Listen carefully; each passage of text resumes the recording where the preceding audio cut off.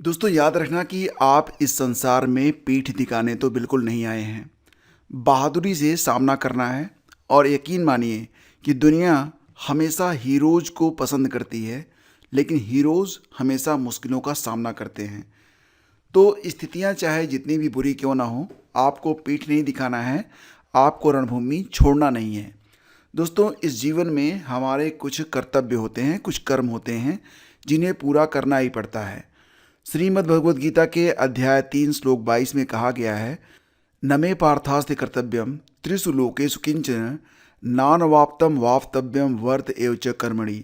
यानी कि भगवान श्री कृष्ण अर्जुन से ये कहते हैं कि इस संसार में उनके लिए कोई भी कर्तव्य नहीं है, फिर भी वो कर्म करते हैं, क्योंकि यदि वे कर्म करना छोड़ दें तो पूरी सृष्टि नष्ट हो जाएगी और लोग उनसे प्रेरणा लेकर अपने कर्तव्य से विमुख हो जाएंगे। इसलिए वे धर्म और लोक कल्याण के लिए कर्म करते रहते हैं और अर्जुन को भी निष्काम भाव से अपने कर्तव्य का पालन करने का उपदेश देते हैं। तो दोस्तों ये जो कर्तव्य का पालन है ये आपको भी करना है, आपको भी रणभूमि बिल्कुल छोड़नी नहीं है। बहादुरों की तरह आपको डटे रहना है। जय पराजय ये तो बाद में देखा जाएगा, लेकिन आपका कर्तव्य क्या है, आपका कर्म क्या है? युद्ध भूमि में टिके रहना। देखो दोस्तों, परीक्षा से पहले मन जरूर घबराता है और ऐसा कोई भी व्यक्ति नहीं होगा जो कि सीरियसली एग्ज़ाम को ले रहा हो और घबराया हुआ ना हो। यानी कि अगर आप घबरा रहे हैं, इसका मतलब ये है कि आप परीक्षा के लिए पूरी तरह से तैयार हैं, आपका मन पूरी तरह से तैयार है। जय पराजय अब ईश्वर के हाथ में है। अब आपको रणभूमि में यानी कि अपने परीक्षा कक्ष तक पहुंचना है और जो कुछ भी आपने पढ़ा है उसके आधार पर पेपर में जो कुछ भी पूछा जाएगा उस पर निर्णय लेना है।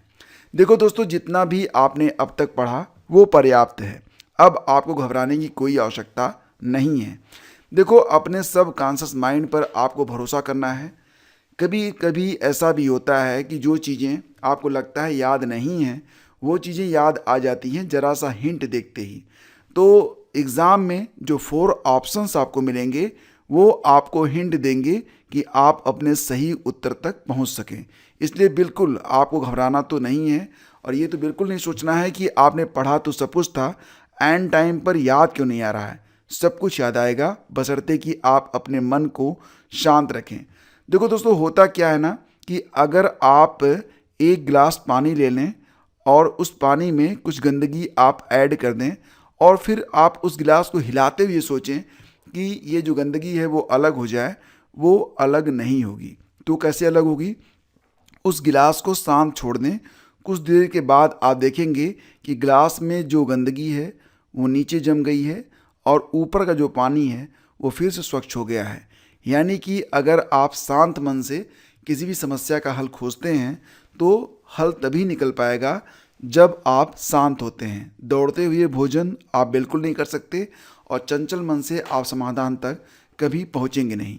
तो दोस्तों अब क्या करना है? देखिए, परीक्षा केंद्र पर कल आप बिल्कुल समय पर पहुंच जाना, ठीक है? थोड़ा सा बिफोर पहुंचेंगे तो आपको इस बात का तनाव नहीं रहेगा कि अभी आप जाम में हैं, पहुंचेंगे कि नहीं पहुंचेंगे। तो थोड़ा सा पहले उठ जाना। सब कुछ ईश्वर पर छोड़ दीजिए।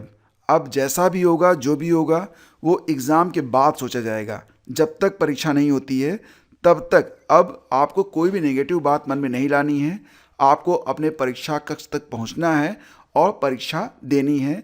बिल्कुल शांत मन, शांत भाव से सब कुछ अपने ईष्ट पर छोड़ दीजिए। और देखो, एग्ज़ाम के दौरान कभी भी अपनी तुलना दूसरे से मत करो कि अमुक व्यक्ति ने तो बहुत पढ़ा है, मैंने तो कुछ नहीं पढ़ा है। होता है ना, कई बार आपने देखा होगा जब आप एग्ज़ामिनेशन हॉल के सामने पहुंचते हैं, बहुत सारे लोग वहां पर खूब तेज़ी से चिल्ला रहे होते हैं, ये पढ़ा है, वो पढ़ा है, ऐसे है, वैसे है। यकीन मानिएगा कि कभी भी जो गहरा जल होता है ना वो शांत बहता है। लहरें जो होती हैं वो अक्सर किनारे आकर ही बनती हैं। पुरानी गाड़ी सबसे ज़्यादा आवाज़ करती है, यानी कि भड़बड़ाती है। और याद रखिएगा कि खाली बर्तन ही ज़्यादा शोर करते हैं। ये नए नए लोग हैं, अभी नई नई तैयारी कर रहे हैं। वाकई जो झंडे गाड़ेंगे ना वो आपको शांत एक कोने में खड़े मिल जाएंगे और ये वही लोग हैं जिन लोगों ने बहुत ही गंभीरता से तैयारी की है। तो कभी भी अपनी तुलना मत कीजिए।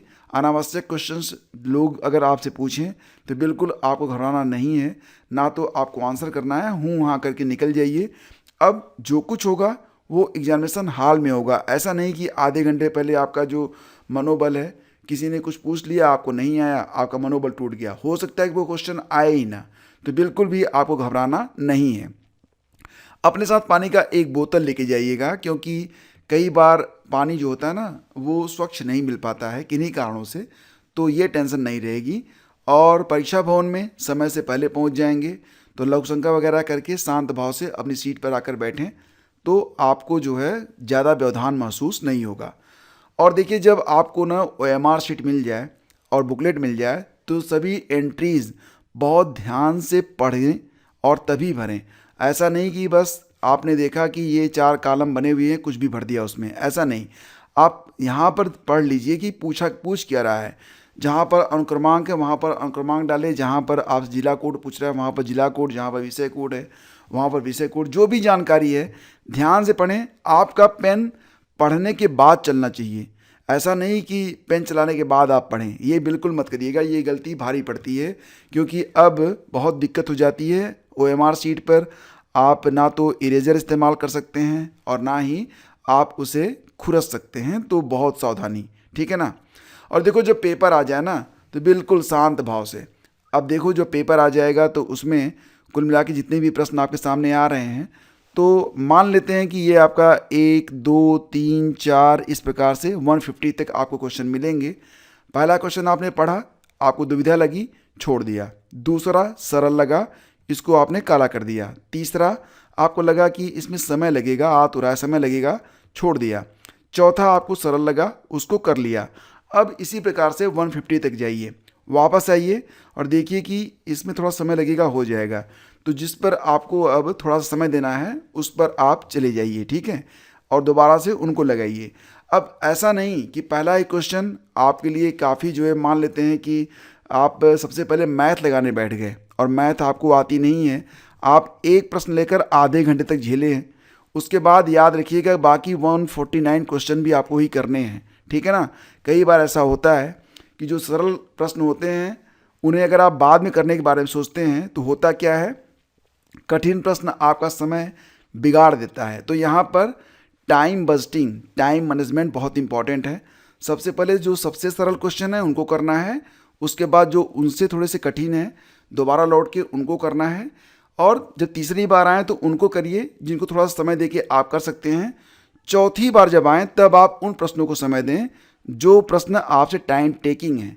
तो ऐसे क्या होगा कि जो प्रश्न आपको आ रहे हैं वहाँ पर तो गलती नहीं होगी, जो टाइम टेकिंग है हो सकता है उनमें से कुछ प्रश्न आप कर ले जाएं, तो टाइम आपका मैनेज रहेगा। अदरवाइज आप अपने तरीके से भी मैनेज कर सकते हैं। ये मैं अपना मेथड बता रहा हूँ, बाकी आप अपना मेथड समझ लीजिएगा, लेकिन कोशिश करिएगा कि जो प्रश्न आ रहे हों वो सब पहले आप कर लें, ताकि बाद में उन पर आपको दिक्कत या बाद में ये ना लगे कि यार ये आ तो रहा था, टाइम नहीं था, जल्दबाजी में गलत हो गया। ऐसा नहीं होना चाहिए, ठीक है ना।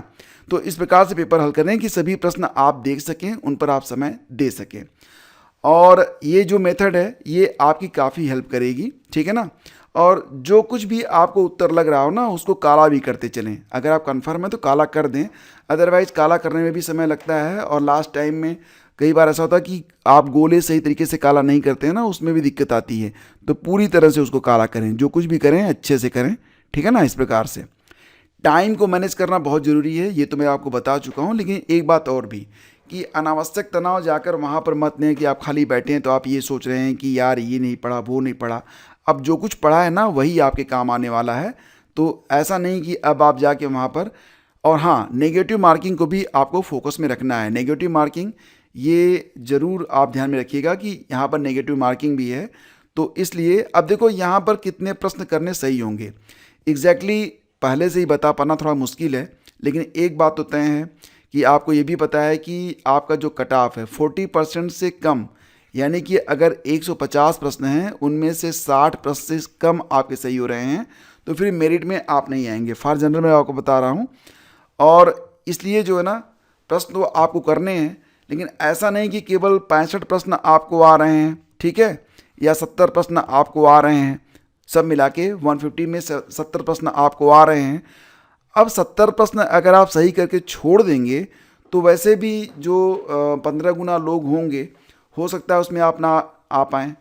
तो अगर आपका 100 से 110 प्रश्न तक सही हो रहा है, ठीक है, 100 से 110 प्रश्न तक अगर आप सही मार रहे हैं तो आगे चलकर 10-15 प्रश्न पर आप रिस्क और लें। 120 तक करने के बाद, 125 तक करने के बाद आप 25 प्रश्न छोड़ दें, कोई दिक्कत नहीं है, क्योंकि यहाँ से अच्छे खासे अंक आपको मिल जाएंगे। बाकी जो आप और 10-15 प्रश्न कर रहे हैं तो उनमें से भी मान लेते हैं कुछ प्रश्न सही होंगे, कुछ गलत होंगे, तो कुछ पॉजिटिव स्कोर रहेगा और प्री आपका निकल जाएगा। लेकिन अगर आपको बहुत कम प्रश्न आ रहे हैं, अगर 65 क्वेश्चन या 70 क्वेश्चन तक ही आपके सही हो पा रहे हैं, तो ऐसी कंडीशन में तो रिस्क आपको लेना पड़ेगा, क्योंकि अब आपको अपना जो स्कोर है उसे थोड़ा सा ऊपर पहुंचाने के लिए बाकी के प्रश्न भी आपको करने पड़ेंगे।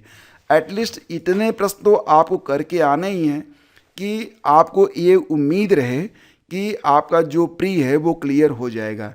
तो इसका निर्णय आपको स्वयं लेना पड़ेगा कि अब किस प्रकार से आपको मैनेज करना है। लेकिन सिर्फ 65-70 प्रश्न करके अगर इतने ही आ रहे हैं तो सिर्फ 65-70 प्रश्न करके छोड़िएगा मत, फिर आप और प्रश्नों को अटेम्प्ट जरूर कीजिएगा ताकि कट ऑफ तक आप पहुंच सकें, ठीक है। अभ्यर्थियों को परीक्षा केंद्र में परीक्षा प्रारंभ होने के 1 घंटा 30 मिनट पहले ही प्रवेश दिया जाएगा और 45 मिनट पहले गेट बंद हो जाएगा। तो एक बात तो पक्का ध्यान रखिएगा कि हर हालत में अगर आपका पेपर 9 बजे है तो आप 8 बजे तक एंट्री ले लें, क्योंकि 8:15 बजे गेट बंद हो जाएगा।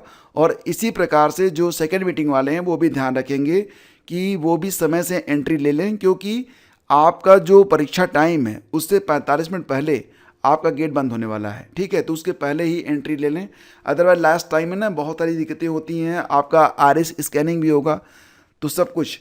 और आप पानी की पारदर्शी बोतल ले जा सकते हैं, तो पानी की बोतल एक लेके जाइएगा, ठीक है ना। तो दोस्तों इस प्रकार से एक बात और इम्पॉर्टेंट है कि 2 फोटोग्राफ और एक जो है अपना एडमिट कार्ड का प्रिंट आउट, ये तो बहुत कंपलसरी है कि आप इसे ले जाएं। लेकिन साथ ही साथ ध्यान रखिएगा कि जो इंस्ट्रक्शंस दिए गए हैं ना, ये आपको पूरी तरह से पढ़ के इनका पालन करना है। और साथ ही साथ 2 फोटोग्राफ, एक आईडी प्रूफ जिसमें driving licence, passport, PAN card, voter identity card, central state government issued ID card, unique identification यानी कि आधार की मूल प्रति और एक उसकी फ़ोटो कॉपी ले जाइएगा, ये ज़रूरी है, ठीक है। तो सारे अनुदेश एक बार पढ़ लीजिए, आराम से जो कुछ आज आप कर सकते हैं उतना करिए, शांत भाव से सोइए, अपने इष्ट को ध्यान में रखते हुए समय से उठ के परीक्षा दे दीजिए, सब कुछ अच्छा होगा, बिल्कुल चिंता करने की कोई ज़रूरत नहीं है। अब बिल्कुल ऐन मौके पर आकर नेगेटिव थॉट्स अगर रखेंगे तो चिंता होगी, अब आपको चिंता नहीं करनी है। अब बिल्कुल निर्णायक युद्ध है, अब आप मैदान में जाइए और शांत भाव से, यकीन मानिएगा कि एक शांत सेनापति ही युद्ध की बारीकियों को रख कर वो अपना जो हार है ना उसको भी जीत में बदल सकता है। लेकिन एक घबराया हुआ सेनापति कभी भी जीत नहीं सकता है, क्योंकि उसे फिर स्थिति का एनालिसिस करने में बहुत दिक्कत होती है। तो घबराना नहीं है, मन को शांत रखना है। ईश्वर ने आपका निर्माण किया है, उसने आपके लिए कुछ बहुत बेहतर सोचा है, तभी आपको उसने इस सर्कमस्टेंसेस, इस रणभूमि में आपको उतारा है।